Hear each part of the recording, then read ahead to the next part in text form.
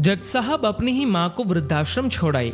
आश्रम में माँ का ध्यान रख सके इसलिए वहाँ के चौकीदार से दोस्ती कर ली थी और उसे कुछ पैसे भी दे दिए थे।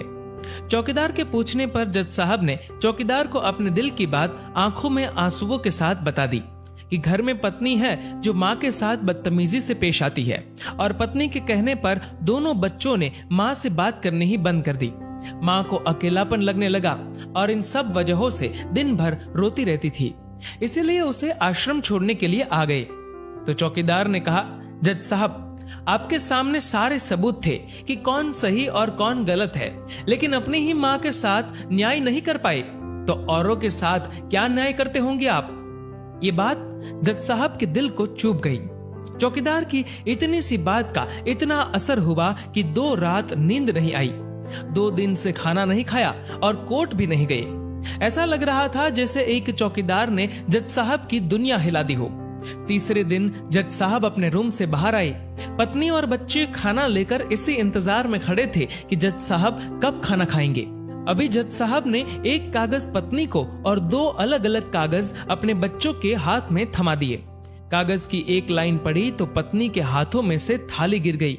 उस पर लिखा था कि मैं तुम्हें तलाक दे रहा हूँ, और बच्चों से कहा, आज से मेरी सारी प्रॉपर्टी आप दोनों की, मुझे कुछ नहीं चाहिए। बच्चों ने उन्हें जबरदस्ती कुर्सी पर बिठाया, हाथ जोड़कर पैरों में गिरकर इन सब का कारण पूछा तो आंखों में आंसुओं के सैलाब के साथ जज साहब बोले कि मैं मेरी 65 वर्ष की माँ को आश्रम छोड़ के आया हूँ, अनजान लोगों के भरोसे छोड़ के आया हूँ, और आप सब कारण पूछ रहे हैं। हम लोगों को शर्म आनी चाहिए। रोज मेरे कोर्ट से आने के बाद माँ रोती थी कि बेटा प्लीज मुझे वृद्धाश्रम में शिफ्ट कर दो। आप में से किसी ने भी माँ से सीधे मुंह बात नहीं की, और ये भी भूल गए कि जिस जज को आज पूरा शहर सलाम करता है, उसी जज को बनाने में उस माँ का कितना बड़ा रोल है। कभी दूसरों के घरों में काम करने जाती तब भी मुझे अकेला ना छोड़ती थी।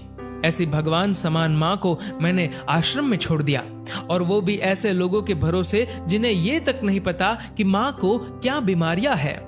खुद को कोसते हुए जज साहब कहते हैं, दूसरों पर फैसले सुनाने वाला आज मैं खुद हार गया।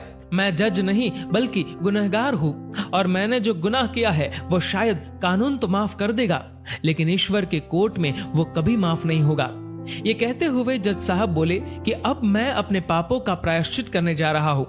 मैंने अपना सब कुछ आप लोगों को सौंप दिया है, और अब अपनी माँ के साथ आश्रम में रहूंगा और उनकी सेवा करूंगा।